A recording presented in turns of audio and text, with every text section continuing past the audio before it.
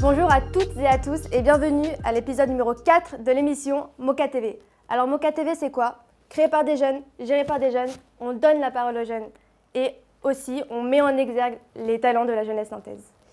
Alors aujourd'hui, épisode assez inédit puisque nous sommes en partenariat avec nos amis du VLIP et tout aussi inédit car il sera question des élections présidentielles. Voici notre estimation du résultat du premier tour de l'élection présidentielle.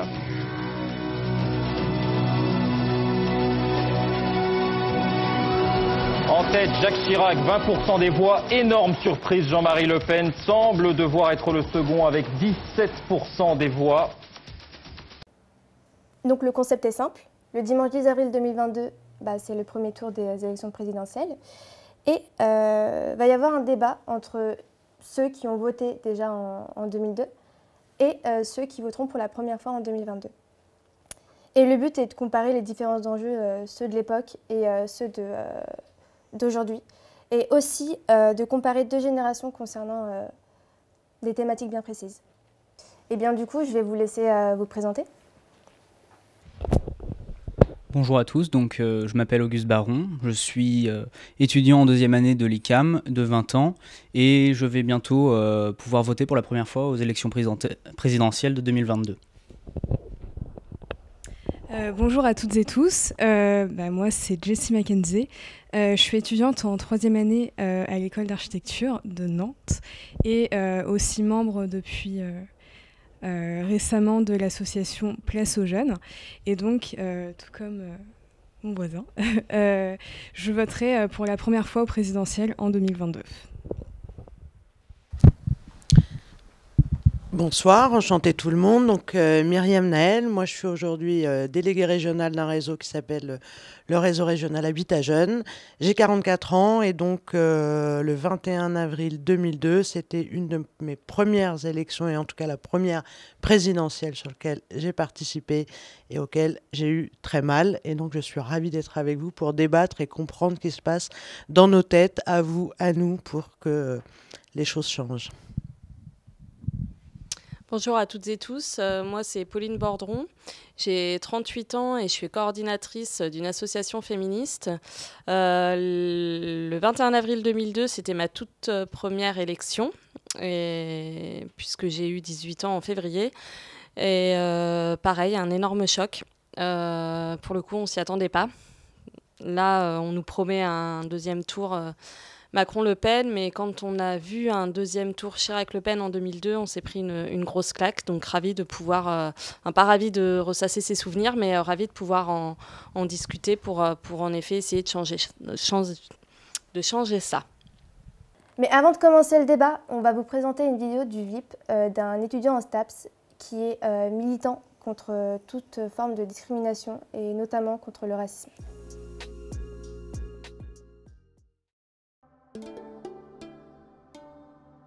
L'étymologie du mot race est encore aujourd'hui débattue. Son apparition dans les langues européennes remonte à la fin du Moyen-Âge. Il servait de terme générique pour classifier aussi bien les humains que les plantes. Cependant, une hiérarchisation entre les peuples existait déjà sur des critères ethniques, géographiques ou religieux. C'est au XIXe siècle que le terme race prend le sens d'une hiérarchisation des peuples sur des critères biologiques. Le texte fondateur de cette théorisation du racisme est l'essai sur les inégalités des races humaines d'Arthur de Gobineau. L'auteur y soutient la supériorité de la race blanche. Cela contribue à justifier l'esclavagisme ou le colonialisme. Le terme racisme apparaît alors pour la première fois en 1902.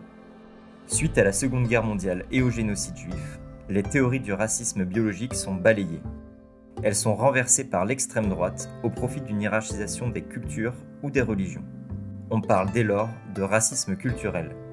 À ce jour, le terme race est toujours présent dans la Constitution française, bien qu'il devait être supprimé en 2018. Du coup, moi, c'est Gillian Drey, donc je suis membre de l'association étudiante au STAPS de Nantes. Racisme, c'est toutes les discriminations liées aux personnes selon leur culture, leur ethnie, leur religion, leur couleur de peau. Mais pour moi, le mot race n'est pas un mot à employer, sauf si on parle d'un chien qui a un Golden Retriever ou voilà. Le 21 mars, il y a la journée internationale de la lutte contre la discrimination raciale. En début d'année, on a eu une journée avec des jeux où on posait des questions liées aux discriminations pour répondre. Fallait courir et on adoptait, on faisait un chamboule-tout, fallait lancer sur des phrases qui étaient discriminatoires. Après, on a les personnes de confiance. Donc en gros, on a 4 étudiants. Donc il y a Amel Hachan, la vice-présidente générale de l'association, et moi-même du coup. On laisse nos numéros. Donc les numéros sont affichés sur des visuels un peu partout dans l'université, sur nos réseaux sociaux, et 2 personnes anonymes. Donc si les personnes ont été témoins, ont subi des actes qui ont dégradé leur intégrité physique et morale. Donc ça peut être notamment pour les violences sexistes et sexuelles, mais aussi le racisme, les personnes qui ont subi des bizutages, plein de choses. Et du coup, on peut les recevoir par appel ou même dans la vie de tous les jours, ou notamment sur nos événements type soirée étudiante, etc., où on sera présent. Et du coup, ils peuvent venir nous voir et on peut discuter avec eux et les orienter vers des gens plus formés. Depuis que je suis petit, je suis assez sensibilisé là-dessus, surtout auprès de mon père. Dans mon club de sport, il y a des gens qui viennent d'un peu partout. Mon sport est pas du tout français. Je vois beaucoup de personnes de culture asiatique, d'Afrique du Nord ou même d'Afrique tout court. Je vois, j'arrive à mieux voir que les clichés sont des clichés finalement. Il y a des discriminations tous les jours finalement. Notre culture elle-même s'est appropriée un peu ce racisme. Il y a du racisme un peu ordinaire. À notre échelle, on le fait tous malheureusement, et même ceux qui le subissent. Et je pense que c'est important de lutter contre ça, sensibiliser et faire comprendre qu'on peut changer les choses. Beaucoup de personnes racisées se plaignent du racisme. Donc à partir de ce moment-là, je pense que oui, évidemment, il y a encore des luttes à faire. On accueille de plus en plus de cultures et je trouve que c'est une belle chose justement et je suis content pour ça. Donc je pense que ça va être un enjeu. Ce que j'attends des présidentielles, rien. J'espère qu'il y aura des choses à faire, de la sensibilisation, des formations sur des gens, pour des personnes. Qu'à l'école, on mette un peu plus de sensibilisation plutôt que de parler d'économie ou ce genre de choses. Mais j'y crois pas, je sais très bien. Si on voit les personnes qui montent dans les sondages, si la finale c'est Marine Le Pen ou Éric Zemmour par exemple, j'attends. Qu'est-ce que je peux attendre? Je peux juste espérer qu'il n'y ait pas trop de dégâts, c'est tout. J'attends rien d'eux parce que eux-mêmes ne sont pas sensibilisés ou alors ils sont sensibilisés à l'envers. Je pense que c'est à petite échelle. Je pense que plutôt que ce soit le haut qui sensibilise le bas, vers le bas, je pense que c'est du plus bas, on va sensibiliser le plus haut. Je pense que ça joue un rôle. Oui, c'est à nous d'agir. Et normalement, ça devrait être à eux, entre guillemets, les puissants à agir, mais j'y crois pas.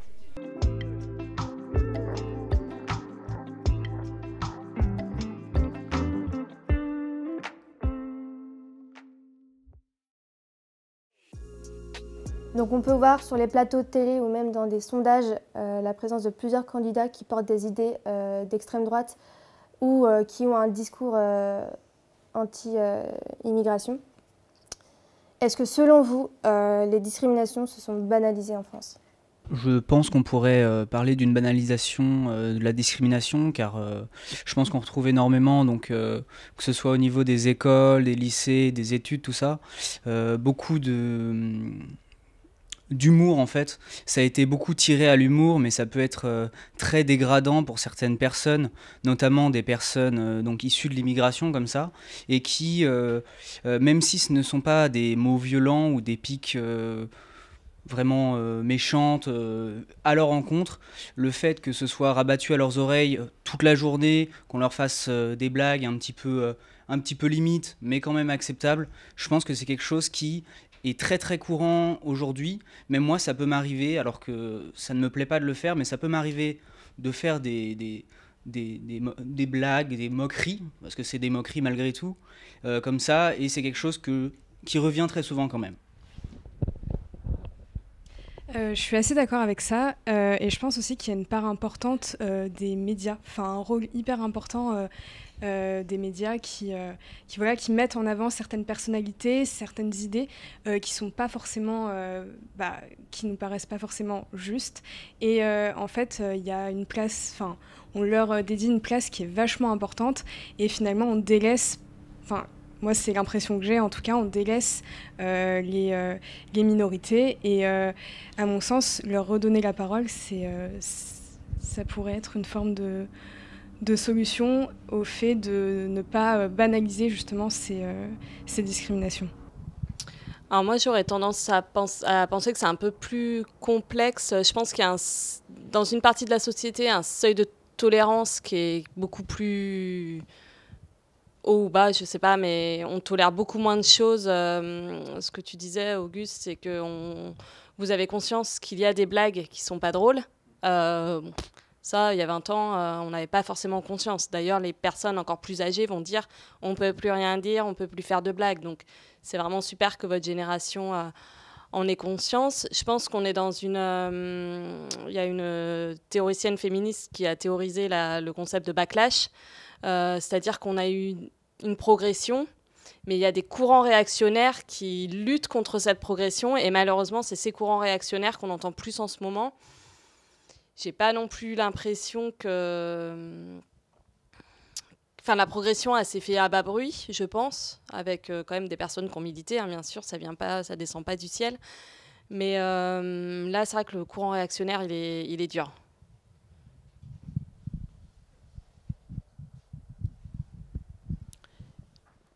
Du coup, sur la question, est-ce que c'est plus frappant aujourd'hui qu'il y a 20 ans ?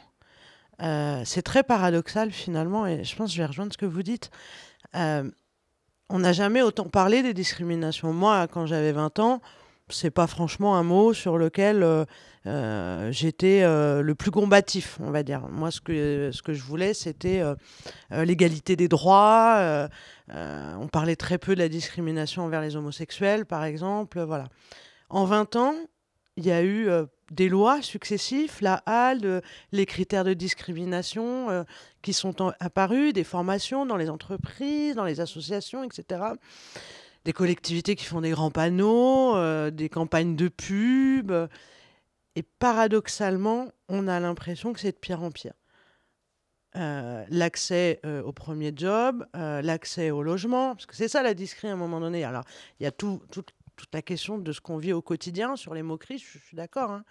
Mais c'est très paradoxal. Moi, je cherche aujourd'hui comment on en est arrivé là dans ce pays. Ce qui est certain, c'est qu'en 20 ans, il y a de la banalisation des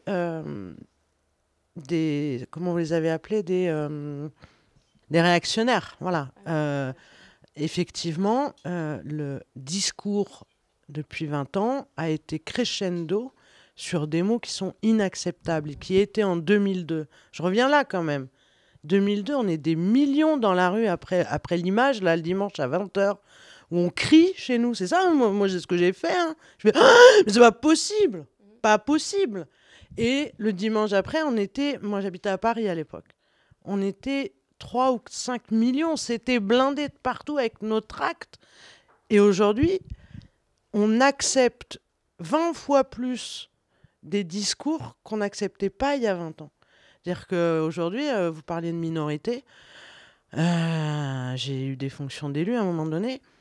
Moi, je ne supporte plus la question des enfants dans les quartiers populaires, combien il y a d'origine étrangère. De quelle origine vous venez ?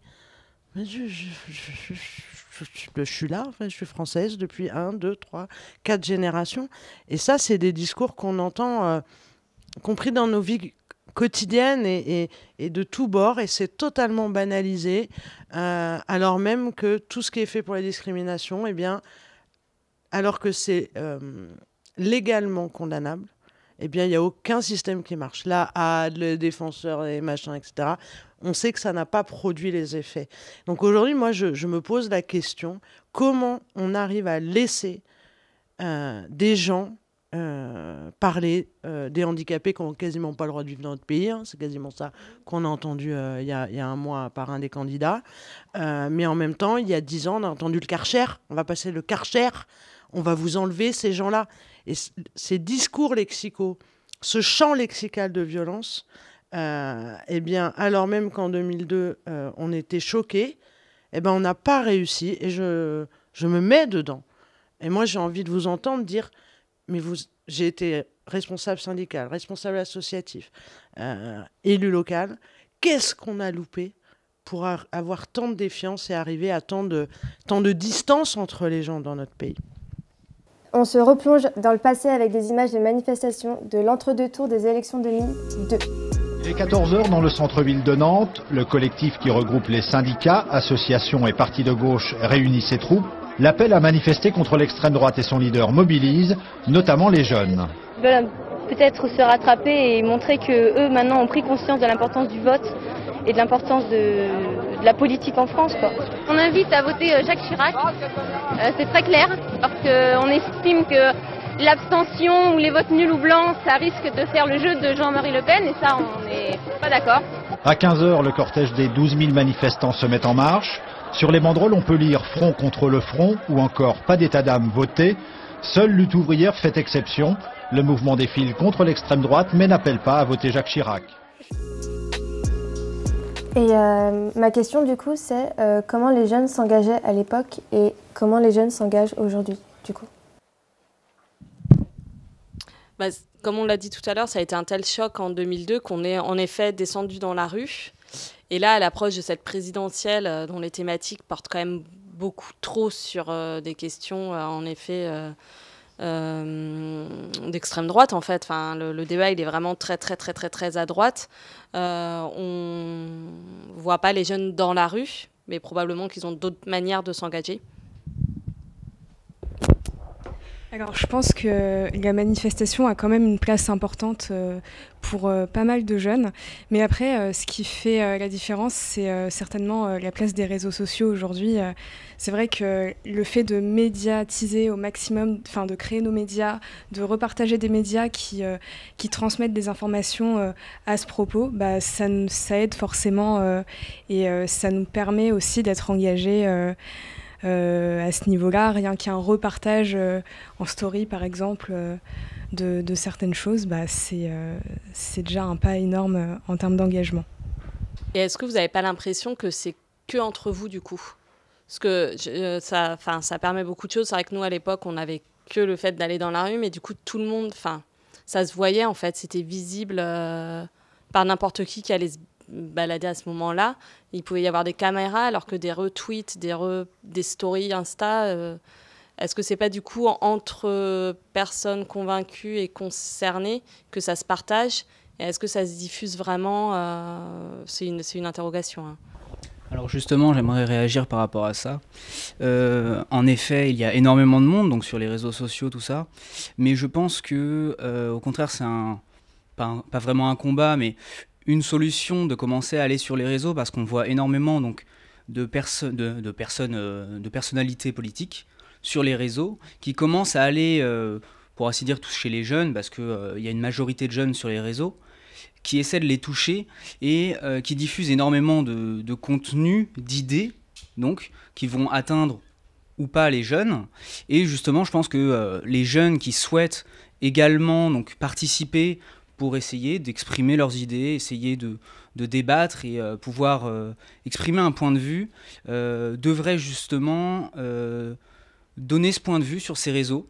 Le problème est que peut-être tout le monde reste malgré tout raccroché donc, aux médias, donc à la télé, où on peut retrouver la plupart des informations au niveau des présidentielles, des élections et des programmes de tous les candidats, tout ça, ou toutes les actualités, pour ainsi dire. Et c'est c'est un endroit dans lequel on ne retrouve pas énormément de jeunes qui expriment leur point de vue. Et je pense que peut-être que laisser plus de place à des personnes donc, jeunes hors donc, de la sphère politique serait peut-être une solution en plus des manifestations qui permettent également donc, d'exprimer donc, le point de vue. Oui, je peux réagir.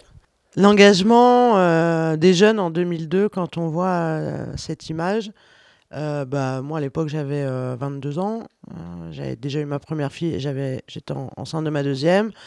j'ai décidé de m'investir dans mon quartier à Gennevilliers, dans les assos dans lesquels j'étais déjà un peu engagée, mais d'aller plus fort et de me dire il y a quelque chose qui ne va pas, je ne veux pas de ce pays, je ne veux pas de ces idées-là. Et donc dans la quotidienneté, en fait, sur le terrain, pour faire remonter les problématiques. Dans mon boulot aussi, j'ai décidé d'aborder des questions. J'étais permanente nationale d'une association familiale dans laquelle j'avais des dossiers un peu pilotés nationalement pour porter des revendications. Par exemple, je travaillais sur le coût de la scolarité. Bon, bah ça, j'ai continué, mais en même temps, il y avait tout le débat sur la laïcité, sur le voile, etc. Et il y a plein de gens dans mon boulot qui ne voulaient pas en parler. Et moi, j'ai dit, bah, en fait, va falloir arrêter de ne pas parler des sujets, en fait, parce que c'est comme ça qu'on a des idées de gens qui ne connaissent pas ce qu'il y a derrière le voile, ces questions d'intégration, d'immigration. Si on n'aborde pas les sujets, alors on les met sous le tapis et c'est le pire. Voilà. Donc ça, c'est pour vous dire, voilà, pour répondre à la question, bah voilà, quand il se passe ça en 2002, comment la jeunesse, voilà, j'étais dans la rue comme beaucoup, puis j'ai essayé de me dire comment moi je m'engage à 20 piges, un peu plus que ce que je fais d'habitude. Puis après, bah, j'ai continué, moi, voilà. J'ai toujours été convaincue qu'il ne fallait pas laisser les choses sans prendre la parole, en essayant d'imposer, de dire, de s'exprimer, même si ça fait mal à ceux qui ont le pouvoir, la puissance, à l'école, au lycée, à l'université, ou face aux politiques, etc. Et aujourd'hui, moi, je ne suis pas d'accord de dire que les jeunes ne s'engagent pas. Demain, il y a la manif pour le climat au niveau mondial. Ce n'est pas les anciens qui ont mis ça en route. C'est venu des jeunes. Peut-être pas de tous les jeunes, pas de toutes les jeunesses, je ne sais pas. Mais en tout cas, je n'ai pas envie non plus d'être, même si voilà, on commence à se faire vieux quand même, j'ai pas envie d'être celle qui dit bah en fait les jeunes ne s'engagent pas. Ils s'engagent pas pareil. C'est ça pour moi la différence. Dans mon boulot, je pars à Noirmoutier demain pour 3 jours avec 150 jeunes de 18 à 25 ans qui résident dans des anciens FJT. On a proposé ce truc pour dire justement comment on crée des espaces de parole, de discussion collective, comment on fait se rassembler les gens, comment on fait comprendre les gens, parce qu'on dit toujours les quartiers ne parlent pas au centre-ville, le centre-ville ne parle pas au quartier, les blancs ne parlent pas aux arabes. C'est pas vrai. Chez les jeunes, c'est pas vrai aujourd'hui.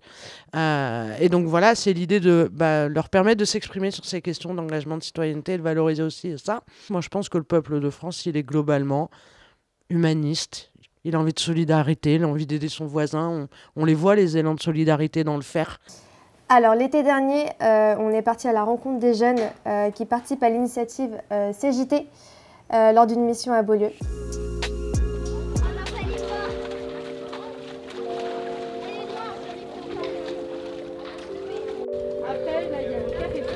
Bonjour, je m'appelle Romane. Alors, je suis référente de l'association Pâques la Lune sur 2 pataugeoires, sur le festival Rendez-vous aux pataugeoires. Donc, je suis référente sur la pataugeoire de Beaulieu et de Malakoff. Il y a des zombies, vous avez peur des zombies? L'association Pâques la Lune, c'est une association d'éducation populaire, artistique et culturelle. En fait, le festival Rendez-vous aux pataugeoires est né parce que nos bureaux sont à Québec, à Nantes-Nord, et on est devant une pataugeoire. Cette année, on a commencé à l'organiser dès début septembre. En fait, on était 4 référents, donc on a 2 pataugeoires chacun.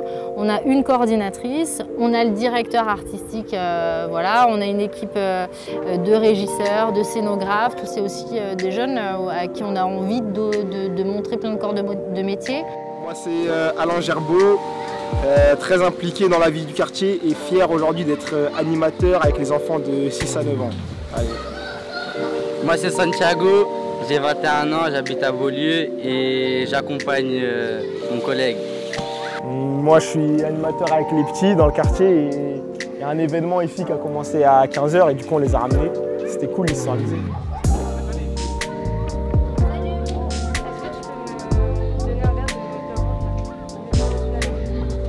Alors la CJT c'est donc la coopérative jeunesse de territoire. Donc c'est une coopérative qui regroupe une dizaine de jeunes qui viennent des 3 quartiers Malakoff, Clotoro et Beaulieu sur l'île de Nantes.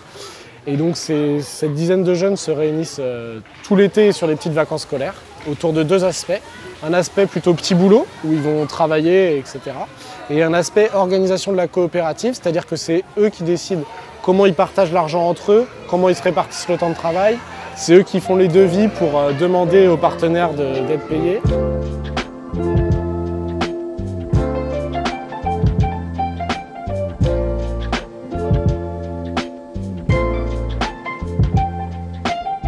Alors comment ça se passe quand on a envie de rejoindre la CJT? En fait, c'est nous, à travers les relations qu'on a avec les personnes qui travaillent sur les quartiers avec les jeunes, on va aller à leur rencontre et leur expliquer un peu le projet.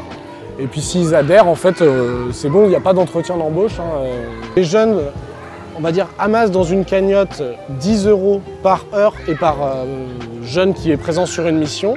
Et après, c'est eux qui prennent la décision de comment ils répartissent ces 10 € entre eux. Les perspectives pour nous, vis-à-vis du public, c'est toujours la même chose. C'est toujours aller de plus en plus à leur rencontre, évaluer avec eux leurs besoins, leurs attentes. On a bien vu qu'il y avait beaucoup de choses, d'anciens modèles qui peinaient à dépasser la crise.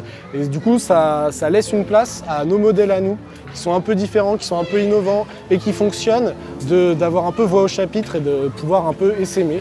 Donc là, je pense qu'il y a un créneau là, à saisir pour nous, pour essayer de faire un peu changer les choses. Et peut-être qu'un jour, c'est eux qui monteront un festival.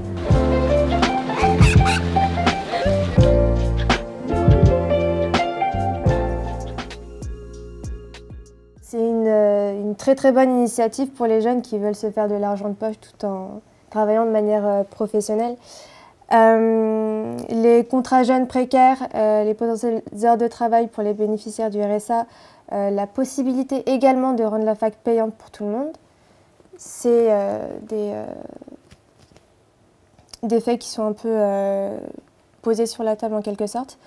Est-ce que selon vous, les jeunes d'aujourd'hui ont plus de difficultés que les jeunes de votre époque ? Je pense que le coût de la vie a augmenté, les loyers, c'est un gros problème. C'est un gros problème, ça augmente pour tout le monde, mais c'est encore plus grave encore plus difficile pour les étudiants. Donc je pense en effet que pour les jeunes, c'est plus difficile maintenant qu'à l'époque. Donc moi, j'aimerais réagir par rapport à ça. Donc je suis plutôt d'accord que les études sont quand même très chères pour nous. Même si pour beaucoup d'étudiants, ça reste quand même la famille qui va aider quand même au logement, aux études, payer les études qui sont de plus en plus chères. Et beaucoup aussi travaillent, essaient de trouver des petits boulots. C'est mon cas, j'essaie d'en trouver surtout l'été, dès que j'ai des vacances, pour essayer de travailler, pour pouvoir continuer à avoir un petit peu des dépenses plaisir, tout ça, donc pour se faire plaisir. Et par contre, pour revenir sur le point des logements, moi je pense qu'il y a eu quand même quelques progrès. J'avais vu quelques images donc des crous avant, que c'était vraiment quand même... c'était pas très agréable d'y vivre, voilà. Maintenant, moi j'ai vu certains crous à Nantes, je n'y réside pas, mais je les ai vus, je suis allé dedans, c'était malgré tout... tout à fait vivable, je veux dire, j'y trouvais pas d'inconvénient à vivre, parce que pour moi les études c'est très important pour se trouver un travail, et faut se donner à fond pour essayer de réussir à avoir un travail plus tard, un logement correct mais pas forcément luxueux, c'est pas forcément nécessaire. Et il y a malgré tout quelques aides, donc les APL, les aides pour le logement qui sont mises en place, ça paye quand même en fonction des catégories sociales, en fonction des personnes. Moi, par exemple, ça me paye 1/3 de mon loyer, ce qui est déjà une sacrée aide, je trouve. Je suis assez d'accord avec ça, mais ceci dit, c'est vrai que par rapport au logement, je reviens sur les crous. Si on prend l'exemple de la ville de Nantes en soi, c'est vrai qu'il y a eu des progrès. Enfin, il y a des projets de construction, de rénovation qui sont assez importants. Après, c'est vrai qu'on n'a pas évoqué la bourse. En soi, l'accès à la bourse, il n'est pas forcément évident pour tout le monde, et c'est quand même super important. Il y a énormément d'étudiants qui n'ont pas les moyens en fait de subvenir à leurs besoins correctement, et c'est tout à fait évident que on fournit un travail beaucoup moins efficace, on est beaucoup moins investi quand on travaille à côté, quand on est dans l'obligation de travailler à côté. Donc il y a quand même des contraintes en fait qui persistent, et voilà, on espère que ça ira mieux d'ici là. Donc, il existe des associations comme Café Prod et le VIP qui permettent un accès à la culture pour les jeunes notamment. Est-ce que lors de votre jeunesse, ce genre d'initiative existait? Moi, je veux bien y aller parce qu'on est dans un lieu ici qui, pour moi, symbolise quelque chose. On est dans des locaux d'une association bellevisienne qui s'appelle Style Alpaga. Et je ne sais pas si pour vous, c'est de la culture. Mais en tout cas, moi, en 94, 95, 92, je ne sais plus à peu près, au moment où j'étais au lycée, j'ai fait ma première découverte d'accès à un carnaval international à Notting Hill, à Londres, avec cette association. On a fait un échange avec le carnaval et avec le festival de l'Erdre. On a créé les costumes, parce que style, c'était la couture, et on est parti comme ça découvrir des trucs... Voilà, qui forment, qui forgent, qui font vivre des aventures. Et oui, il y avait des choses qui existaient. De la même manière que c'était l'époque des allumés à Nantes et le off des allumés. Notre génération, elle a été bercée avec ça. Et puis, dans un territoire, je ne peux pas dire ici... les Quais de la Mémoire, C-Ouest, HB2, tout ça, c'est des assos qui nous ont fait grandir, qui nous ont fait découvrir des choses différentes. Après, il a toujours manqué, notamment dans les quartiers populaires, l'accès à l'apprentissage, par exemple, du piano, de la guitare. Il y en avait un peu à notre époque. Je pense notamment à l'Accord, qui avait un studio musique avec des cours. Ça existe moins aujourd'hui. Alors moi, j'étais pas à Nantes, mais j'ai l'impression que ça rejoint un peu ce qu'a dit Myriam. C'est un peu par les maisons de quartier, par la maison de quartier que j'ai pu apprendre à développer des photos. Je me souviens, on n'avait donc pas de smartphone.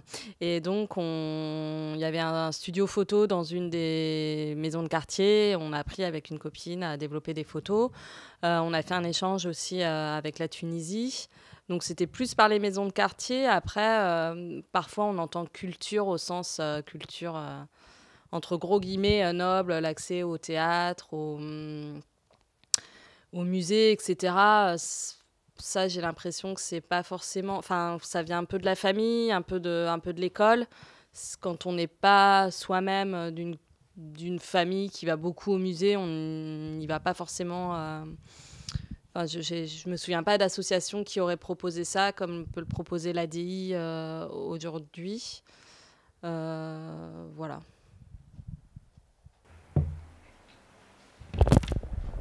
Pour rebondir du coup sur la question des musées, etc., je pense que si aujourd'hui c'est pas très répandu chez les jeunes, et notamment dans les quartiers populaires, c'est parce qu'en fait on se sent pas forcément représenté dans ces lieux-là, qui paraissent vachement élitistes.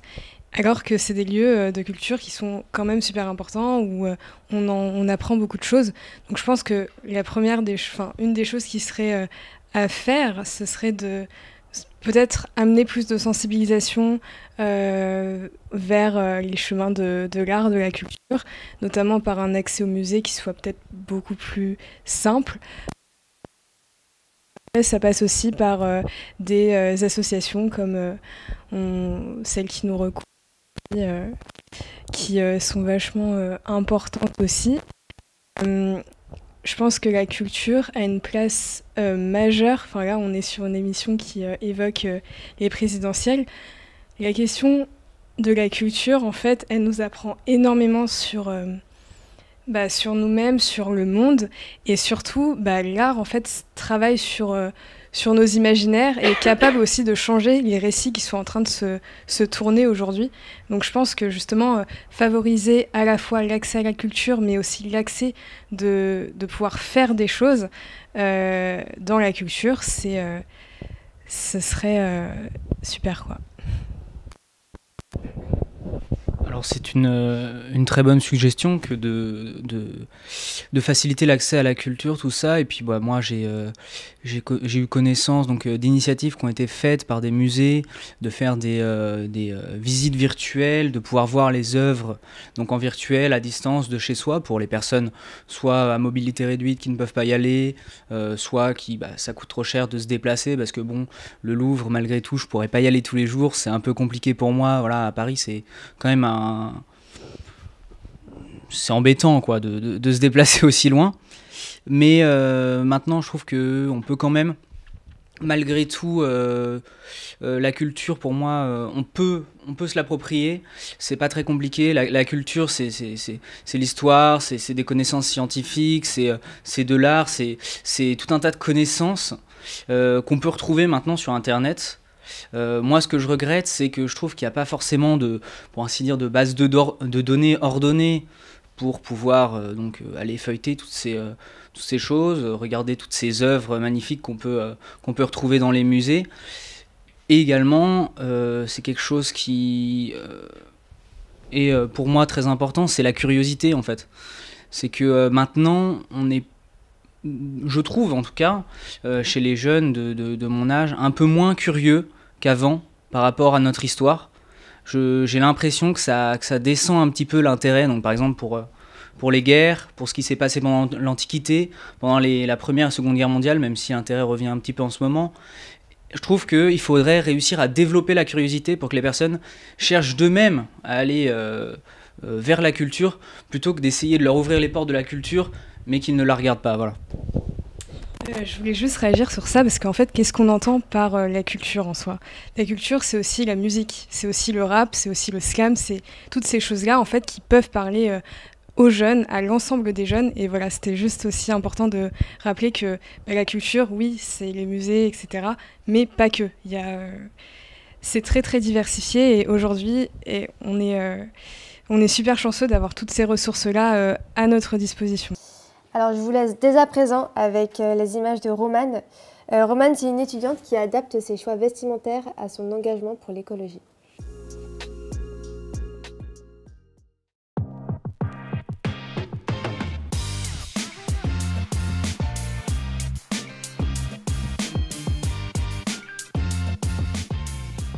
Bon, du coup, moi, c'est Romane. Je vais avoir 20 ans, donc je suis en service civique cette année. Moi, j'ai été sensibilisée à l'écologie assez jeune.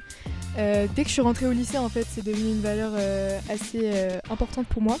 L'écologie, c'est hyper vague comme sujet, mais ouais, c'est avoir une conscience que nous, en tant que petit être humain, on a un impact aussi sur notre monde autour de nous, et y faire attention, quoi.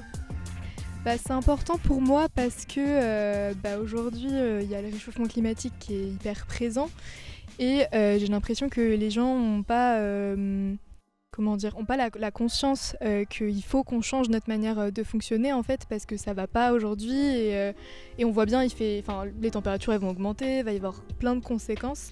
Donc c'est un truc pour moi qui est important de défendre et de montrer à tout le monde qu'on peut avoir... on a tous notre impact à jouer, en fait, même si toi, en tant que petite personne, tu t'en rends pas forcément compte, c'est hyper important d'être sensibilisé à ça, parce que ça fait partie de notre quotidien. Alors du coup, faut savoir que l'année prochaine, normalement, je vais partir en études de mode, donc c'est vrai que c'est quelque chose qui est assez important pour moi. Faut savoir que l'industrie de la mode, l'industrie textile, c'est la deuxième plus polluante au monde, ce qui est énorme, c'est hyper consommateur en eau, en tout, donc... En fait, assez logiquement, t'es obligé d'être, en tout cas de mon point de vue, t'es obligé d'être sensibilisé à l'écologie, parce que j'ai pas envie de faire partie de tout ce côté négatif. Si on peut être conscient de ce qu'on achète et faire attention, bien sûr que je vais le faire. Et donc ouais, de cette manière-là, je milite, et puis j'en parle aussi autour de moi, en fait, dire ce serait peut-être cool que t'ailles voir en friperie, parce qu'il y a certaines personnes qui font pas la démarche d'aller voir ce qu'il y a, juste parce que c'est des vêtements de friperie, en fait. Les avantages à avoir recours aux vêtements de seconde main, je dirais que déjà, généralement, c'est des articles qui sont de meilleure qualité, parce que tout ce qui va être fait en fast fashion, si c'est moins cher, il y a une raison, c'est parce que c'est pas fait pour durer dans le temps. Au niveau du prix, généralement, c'est moins cher. Et puis ça va être des modèles qui vont être plus uniques. Tu as aussi le fait d'aller fouiller en friperie, il y en a un peu partout, c'est à toi de trouver. Donc quand tu trouves ton petit article, tu es content et généralement c'est un truc qui te plaît vraiment, c'est que à toi, tu vois. Donc puis voilà, je trouve que ça te permet aussi de définir ton style. Je sais que ça va être beaucoup moins néfaste pour l'environnement et qu'il n'y a pas... Enfin, ton jean, il n'a pas fait forcément... il a peut-être fait les 15 coins de la planète, mais en tout cas, tu l'achètes pas neuf. Il a déjà eu une vie et tu lui donnes une seconde vie, en fait. Alors pour moi, l'écologie, c'est un enjeu essentiel pour les présidentielles parce que c'est notre avenir, en fait. C'est le monde de demain et... comme je disais tout à l'heure, le réchauffement climatique il va nous tomber dessus, clairement. Et le rapport du GIEC qui est sorti il n'y a pas longtemps fait que le confirmer. Et jusque-là, les politiques prennent des décisions, mais qui sont valables que en 2050. Mais tant de 2050 pour faire des choses, c'est maintenant qu'il faut commencer à évoluer, progressivement évidemment. Mais donc je trouve ça important que les politiques s'y penchent, évidemment. J'attends des présidentielles qu'il y ait des réels... changement en fait, qu'ils prennent une décision, pas comme je te disais dans la longueur, mais qu'ils puissent démarrer maintenant et que ce soit pas qu'ils en parlent pas juste pour en parler politiquement parce que ça fait bien, mais réellement pour qu'il y ait des changements et que ça se passe un peu mieux que ce que c'est prévu pour l'instant.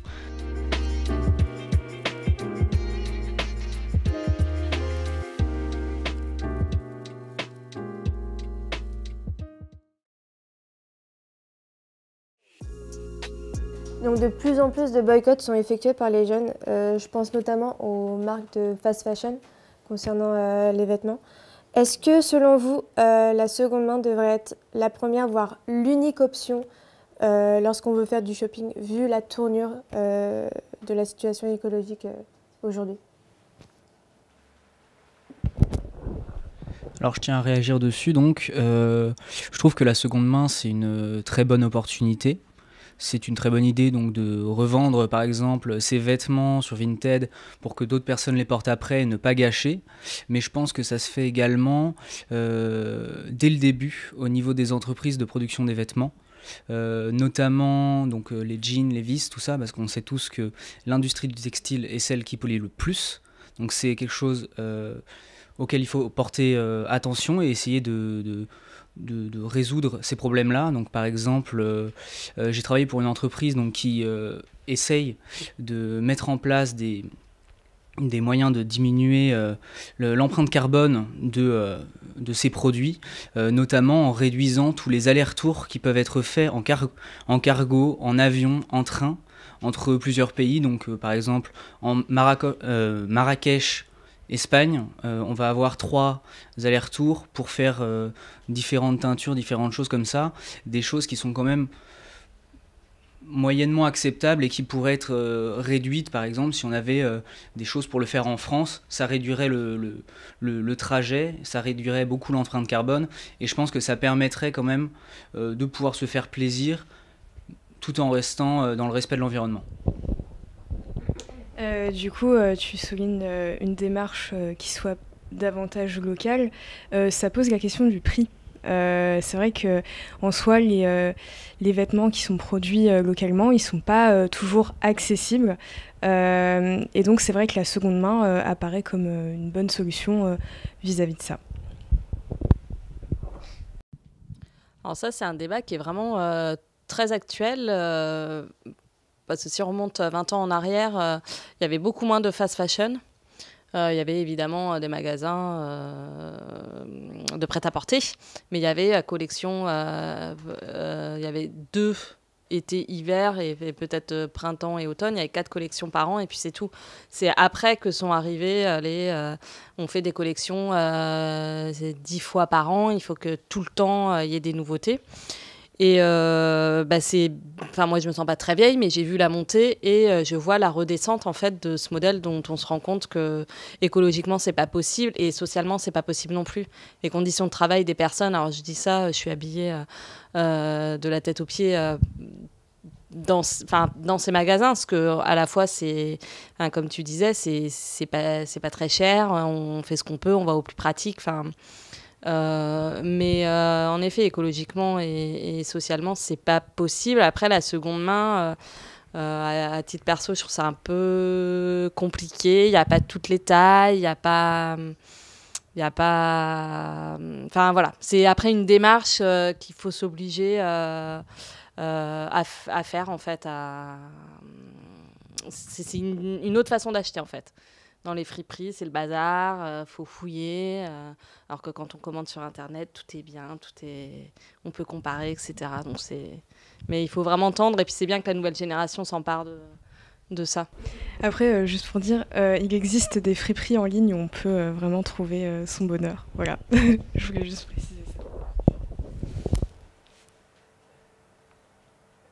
Seconde main existe depuis des lustres les temps dans les familles pauvres. C'est bien de le rappeler. Voilà. Je passe de cousin en cousin, d'enfant en enfant, les vêtements. Parce qu'on a toujours tendance un peu à oublier qu'il y a des choses qui se sont faites avant et que c'est presque fun. C'est fun aujourd'hui. Faire de la ressourcerie, de la seconde main. Voilà, je fais attention à la planète. Et il le faut. Et je vais revenir sur ce que vous disiez parce que je partage totalement.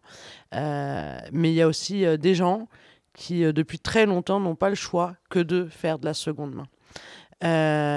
Et ensuite, sur ce sujet-là, tout comme on pourrait parler de la bouffe, de la consommation énergétique, la lumière, la douche, le machin, tout ça, je crois que j'ai pas toujours pensé comme ça. C'est l'évolution des choses, ma prise de conscience sur les enjeux du réchauffement climatique.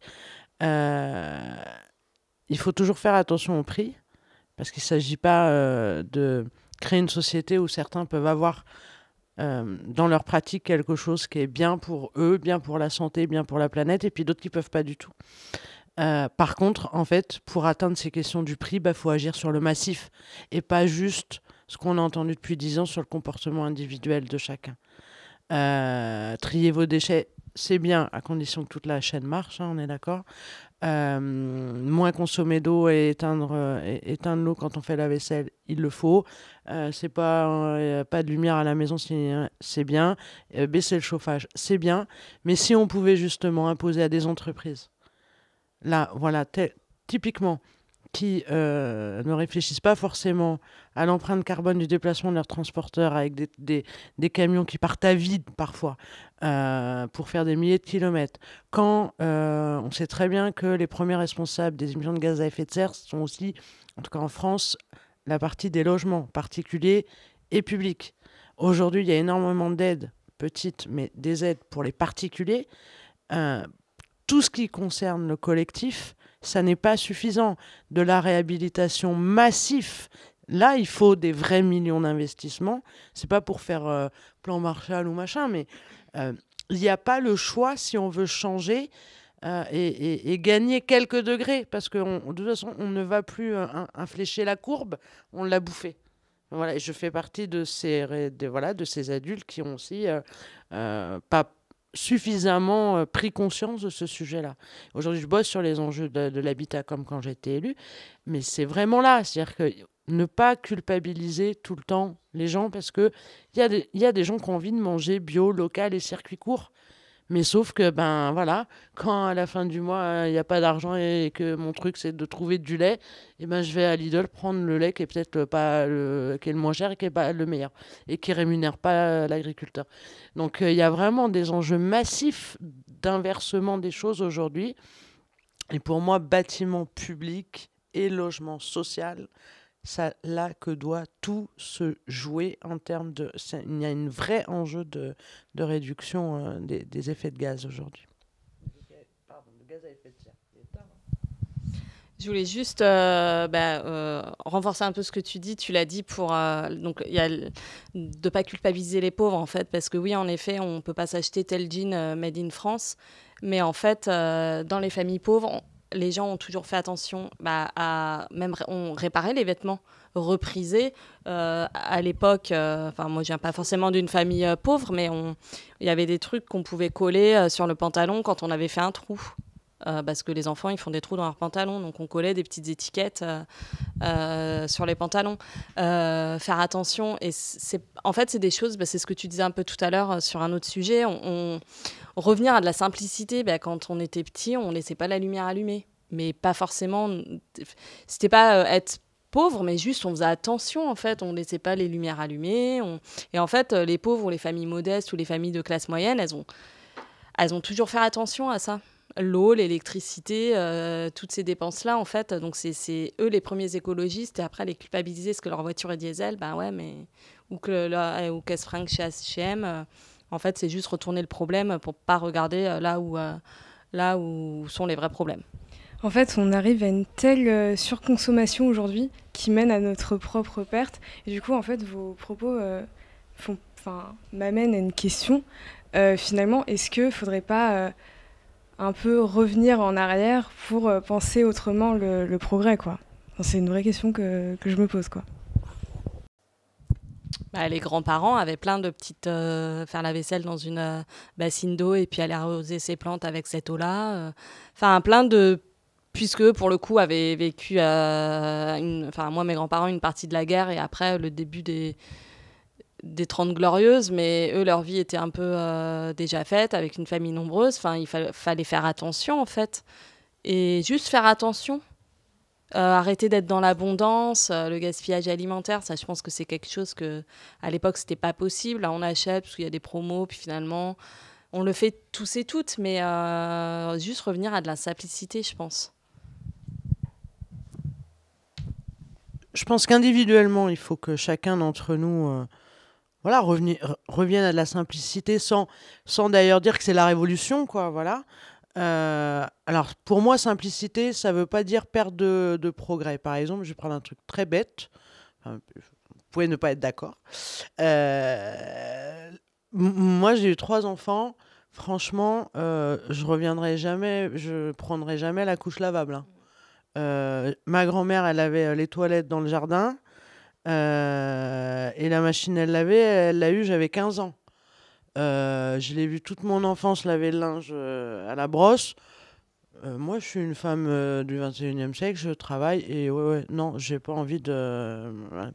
Le progrès a permis aussi quelques avancées sur les femmes. Donc, voilà, moi, je dis, il y a les scientifiques, les chercheurs, les alerteurs et même aujourd'hui, les architectes, les urbanistes, les bailleurs, les entreprises, elles ont les éléments pour changer des choses. Si chaque grosse structure change un peu, alors on commencera à gagner les choses. Moi j'attends vraiment ça du débat des présidentielles, bien moins que toutes les questions de sécurité, immigration, identité. Je suis tout à fait d'accord avec ce qui est dit. C'est vraiment faire attention. On a déjà toutes les clés en main. Je suis très optimiste par rapport au progrès. Je sais qu'on a les moyens, les ressources humaines et financières de trouver des solutions. Il faut se concentrer dessus, mais pas que, parce qu'il ne faut pas non plus délaisser le reste, évidemment. Ça va être compliqué de trouver des solutions, mais je pense, moi, je ne sais pas ce que vous en pensez, mais peut-être déjà un ralentissement, en fait. J'ai l'impression que là, la France, mais le monde un petit peu, est une machine qui s'emballe. On brûle du carburant, donc des produits avec l'hyperconsommation, tout ça, on brûle du carburant, et puis quand on n'aura plus de carburant, on va juste... s'arrêter, sauf que du coup on ne pourra pas repartir et je pense qu'il faut commencer à ralentir. Voilà. Tu penses vraiment aujourd'hui qu'on continue dans la foulée ou il y a quand même une petite prise de conscience? Je pense qu'il y a une prise de conscience parce que justement déjà rien qu'aujourd'hui on en parle alors qu'avant on en parlait aussi. C'était quelque chose qui était un peu moins, enfin en tout cas dont j'entendais pas vraiment parler, dont j'ai pas commencé à m'intéresser à l'écologie avant il y a assez peu de temps, tout ça. Mais j'ai l'impression qu'il y a quand même des gens qui sont vraiment impliqués dedans. Et ça fait plaisir de voir que des personnes prennent vraiment en compte la vie des autres, donc avec le confort, tout ça, et la vie de la planète. Et même si, évidemment, des choses sont mises en place, c'est pas encore suffisant, on le sait tous, mais...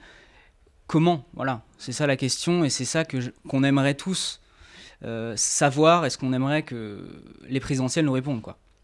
Est-ce que je pourrais avoir votre ressenti personnel à chacun concernant ces élections qui arrivent à grands pas? Enfin, c'est la dernière ligne droite, c'est dans 15 jours.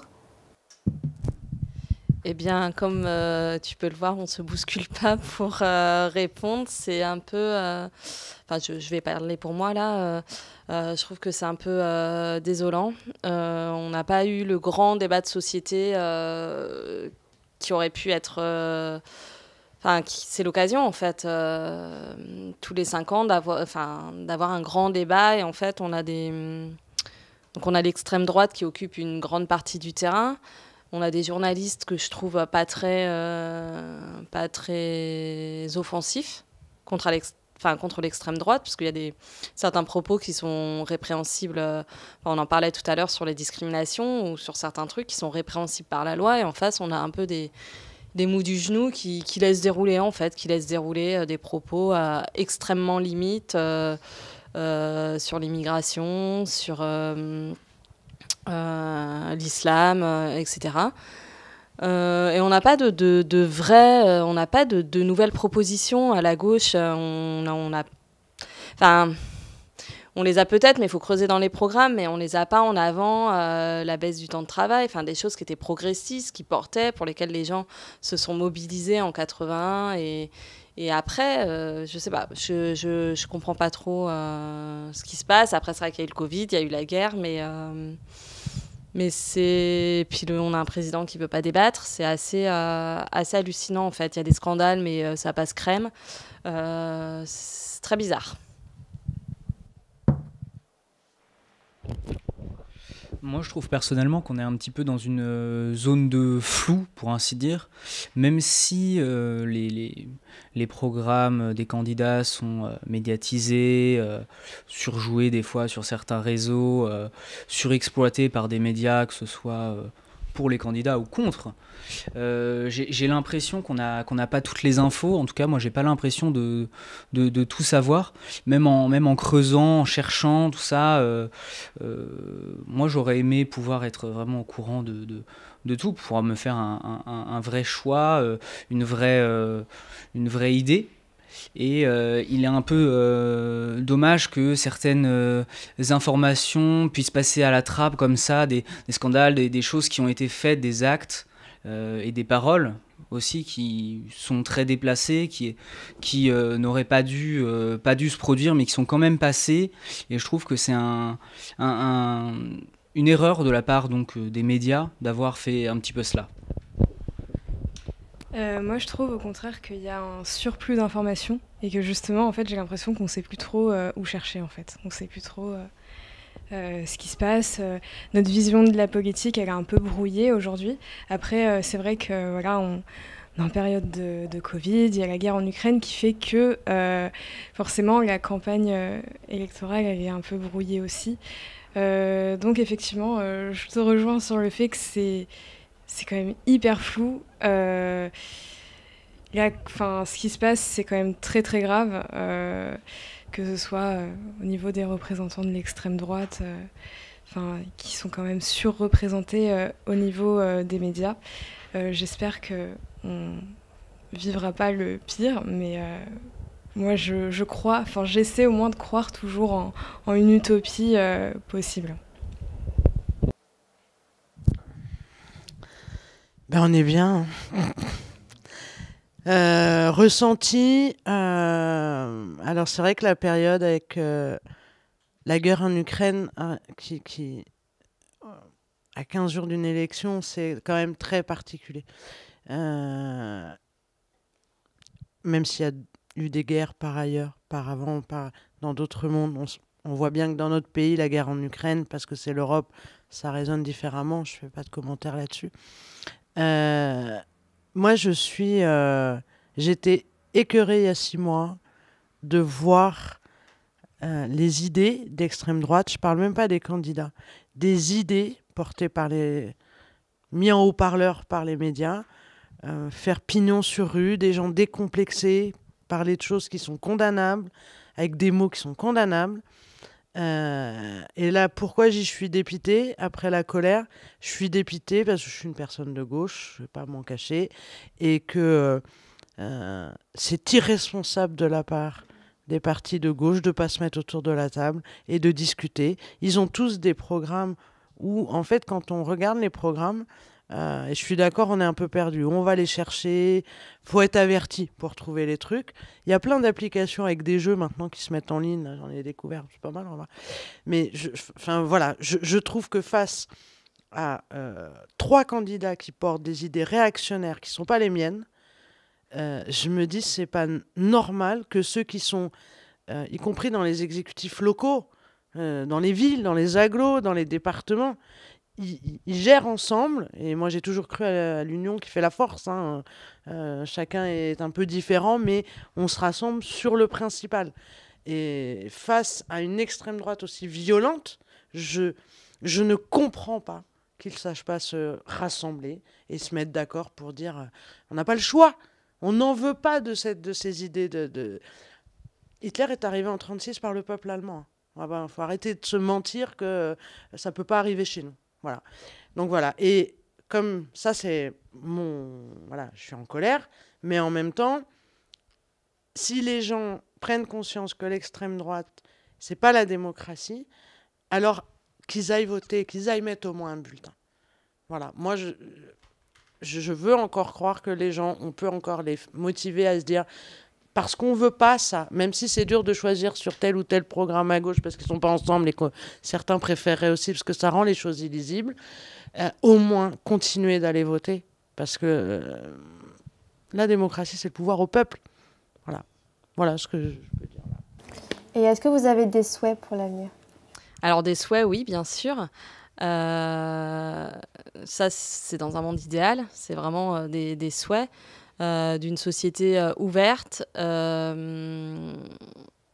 solidaire, c'est-à-dire ouverte aux personnes dans toutes leurs différences. Moi, je souhaite des frontières ouvertes, une liberté d'aller et de venir pour les gens, il n'y aura pas d'appel d'air. Un accueil qui soit... Comme le disait Myriam tout à l'heure, les gens, ils ont envie d'aider. On le voit sur les réseaux sociaux, on voit des dizaines de pétitions d'artisans qui ont un apprenti migrant et qui ont envie qu'il soit régularisé. Mais évidemment, quand on connaît l'autre, on a envie qu'il reste parce qu'en fait, il est comme nous, il est sympa. Et en plus...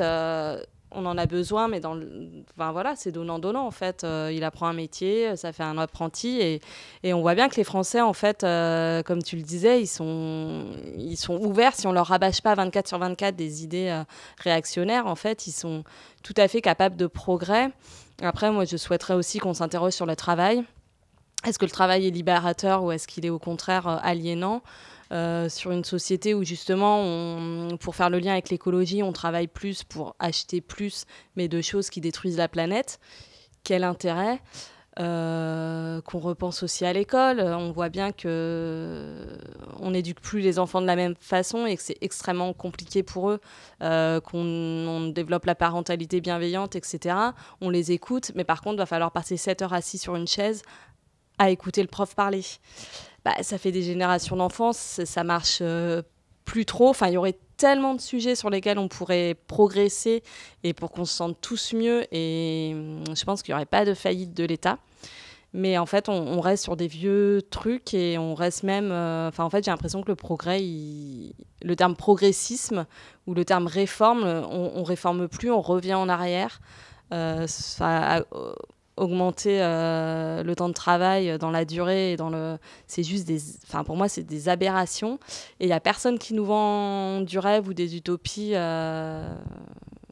comme au début du XXe siècle en fait et pendant les 30 glorieuses.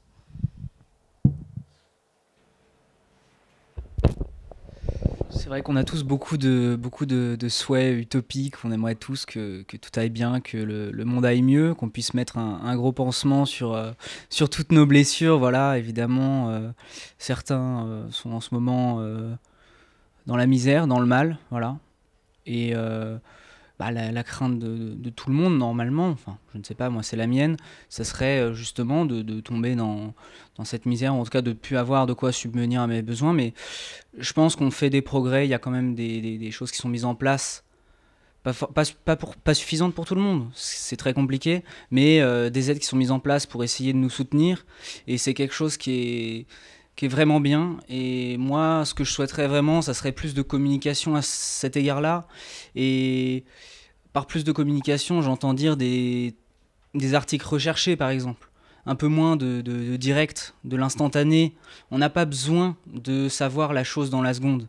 On a besoin de la savoir en profond, enfin, de comprendre la chose, en fait. La chose qu'on nous montre à l'écran, moi, j'ai besoin de la comprendre pour me l'approprier, parce que sinon, soit c'est une information qui va me donner une information fausse, je vais me faire un faux jugement, soit je vais simplement l'oublier et pas y penser. Et ça, je trouve ça très dommage, parce qu'on passe à côté de beaucoup de choses. Pour ma part, je pense que le souhait, l'utopie même, ce serait de réinvestir dans le commun. Je pense que c'est hyper important de stopper cette surconsommation de masse qui nous apporte pas forcément du bien, on le remarque tous. Donc voilà, réinvestir le commun en passant par un parti pris au niveau des politiques, notamment dans l'aménagement du territoire qui va créer du lien à la fois spatial et social entre les gens. Ça, c'est hyper important. Et aussi mettre l'écologie au centre, parce qu'en fait, aujourd'hui, on arrive à un stade où on n'a plus vraiment le choix de faire autrement, parce qu'on est en train de mener à notre propre perte. Donc voilà, les souhaits en tout cas pour ma part. Moi, je souhaite, j'ai mon côté aussi total utopiste, que chaque personne qui vit sur ce territoire, elle ressente au plus profond d'elle-même la devise, la liberté, l'égalité, la fraternité. Si c'était le cas, chacun irait voter. Donc c'est pas le cas. Et c'est ça, si j'avais vraiment un souhait, c'est travaillons sur l'égalité des droits entre les gens, faisons en sorte que les gens vivent ensemble, et ça rejoint ce que vous dites, en fait, sur l'organisation spatiale des choses, et ne pas aggraver les segmentations et les ségrégations qui existent dans notre pays. Mais pour ça, il faut avoir des discours philosophiques, des discours de scientifiques, d'intellectuels, de journalistes et de politiques qui vont dans ce sens-là, et qui donnent cette envie-là. Moi, aujourd'hui, j'éteins la télé parce que c'est juste ignoble, en fait. On ne nous donne pas des discours de rassemblement, mais d'opposition. Et moi, je suis convaincue que nous, on a envie de vivre ensemble, de faire ensemble, et c'est ce qu'on fait au quotidien, en fait. Et donc, j'ai envie qu'on retrouve un peu cet élan-là. Ça, c'est mon côté totalement utopiste. Et puis, j'ai quand même un souhait, c'est qu'après les présidentielles, quoi qu'il arrive, il y a des législatives. Et dans ce pays, ce sont les parlementaires qui votent les lois. Et donc, c'est un contre-pouvoir à un président. Et donc, il faut, dans ce que je disais tout à l'heure de ma colère sur la gauche au présidentiel, il faut qu'aux législatives, il y ait des candidats uniques partout dans les territoires qui portent des valeurs écologiques, humanistes, sociales, parce qu'on peut mettre la planète et l'écologie au cœur. On peut mettre le social au cœur. En fait, aujourd'hui, on rêve si on scinde les deux. Il n'y aura jamais de combat réellement, de lutte contre les inégalités si on ne prend pas de plein fouet et à plein bras le combat environnemental. Voilà. Et nous, on est en train, dans nos pays où, sincèrement, on est un peu défaitiste là ce soir à se parler, mais parce qu'on croit tellement à notre pays. C'est ça aussi. Et on croit tellement qu'il y a des richesses. On a raison d'y croire, elles sont là. Que la manière dont on vit ici, il y en a qui le payent à l'autre bout du monde, en fait. Donc, il faut ouvrir les frontières. Moi, je partage, je m'en fous. Elles doivent être ouvertes, il n'y a pas d'appel d'air, ça vient. Voilà. C'est quand c'est fermé que ça va passer. Comme à la maison, quand on ferme trop la porte, on ne voit pas le voisin. Voilà, c'est pareil. Quand on ouvre, on le rencontre et il se passe quelque chose. Mais n'empêche que si on veut prendre les sujets d'humanité à l'échelle mondiale, ça passe par la question de l'écologie au centre. Et c'est comme ça qu'on résoudra aussi la question sociale et sociétale au niveau planétaire. Bon, voilà, c'était un petit coup d'utopie, parce que quand même, c'est un bon débat intergénérationnel. Merci. C'est déjà la fin de l'émission. Merci Auguste, merci Jessie, merci Myriam et merci Pauline. Merci au VLIP et aussi Café Prod. Merci à Zora et aussi la Paga pour les locaux. Et gros big up à toute la team Studio Mocha. Encore une fois, je vous aime très fort. Et bye.